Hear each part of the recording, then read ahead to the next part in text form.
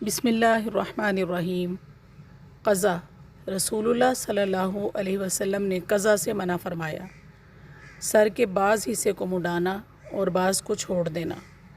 हज़रत अब्दुल्ला बिन उमर रज़ियल्लाहु ताला अन्हु बयान फरमाते हैं, रसूलुल्लाह सल्लल्लाहु अलैहि वसल्लम ने क़ज़ा से मना फरमाया। क़ज़ा का मतलब सर के बाज़ हिस्से को मुड़ाना और बाज़ को छोड़ देना है।